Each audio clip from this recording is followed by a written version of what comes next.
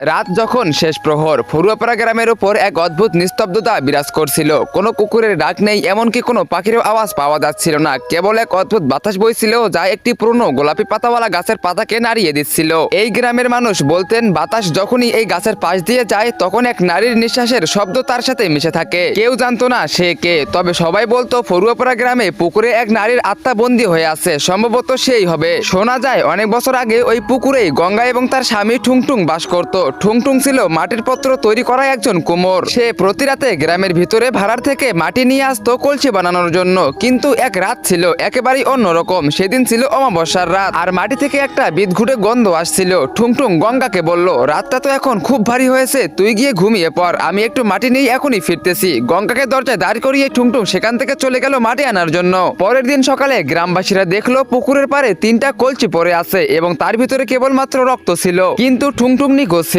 সেই দিনের পর থেকেই গঙ্গা প্রায় পাগল হয়ে গেল। দিনরাত পুকুরের পাড়ে গিয়ে সে বলতো, কেন কে কেড়ে নিলি, এবার আমাকেও নিয়ে চল। এভাবে কিছুদিন কেটে যাওয়ার পর হঠাৎ একদিন গঙ্গাও সেই পুকুরে ডুবে মারা গেল। কিন্তু লোকে বলে তার কণ্ঠস্বর আজও সেই পুকুরের কাছে শোনা যায়। গ্রামের লোকেরা সবাই এইটাই বিশ্বাস করতো যে কেউ যদি মাঝরাতে সেই একা একা পুকুর পাড়ে যায়, তাহলে পুকুরের পানিতে নিজের ছায়ার বদলে গঙ্গার ছায়া দেখতে পাওয়া যায় এবং সেই গঙ্গা সবাইকে হাতছানি দিয়ে ডাকে, আমার কাছে আয়। তো বন্ধুরা, এরপর কি হয়েছিল? আসলে কি গ্রামবাসীরা গঙ্গাকে দেখতে পায় নাকি অন্য কাউকে দেখতে পায়? তোমরা সেটা দেখতে পারবে পার্ট 2 তে। আর পার্ট 2 দেখতে চাইলে ভিডিওতে লাইক করে চ্যানেলকে সাবস্ক্রাইব করে দাও, আর কমেন্টে পার্ট 2 লেখো। Facebook, TikTok